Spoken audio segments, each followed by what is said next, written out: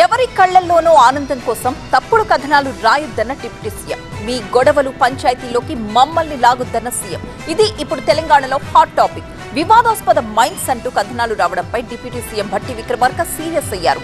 ఇక మంత్రుల్ని టార్గెట్ చేయడంపై సీఎం రేవంత్ ఆగ్రహం వ్యక్తం చేశారు. ఇంతకీ ఆ వార్తలు ఎవరి కళ్లల్లో ఆనందం కోసం, ఎవరో గొడవల్లోకి ఇంకెవరిని లాగుతున్నట్టు?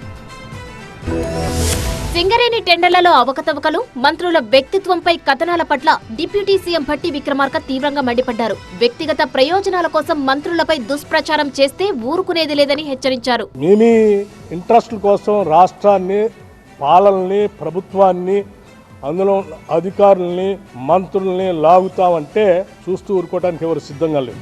40 ఏళ్లు ప్రజా జీవితంలో ఉండి ఎన్నో పోరాటాలు చేసిన తనపై నికృష్టపు రాతలు రాస్తున్నారంటూ ఆగ్రహం వ్యక్తం చేశారు. నీచ రాజకీయాల కోసం దిగజారిపోయే క్యారెక్టర్ తనది కాదన్నారు. నేనేం గాలికి రాలేదాకా 40 సంవత్సరాలు సభలో, సభ బయట పోరాటం చేస్తూ ఈ సమాజం కోసం అడ్డంగా నిలబడి పోరాటం చేస్తుంటారు.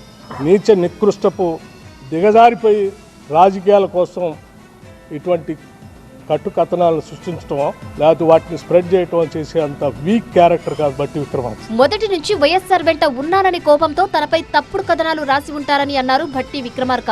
అటు సీఎం రేవంత్ కూడా ఘాటుగానే రియాక్ట్ అయ్యారు. మీకు పంచాయతీలు ఉంటే మీరే చూసుకోండి, అంతేగాని ఆ గొడవల్లోకి మంత్రులను, ప్రభుత్వాన్ని లాగితే సహించేది లేదన్నారు.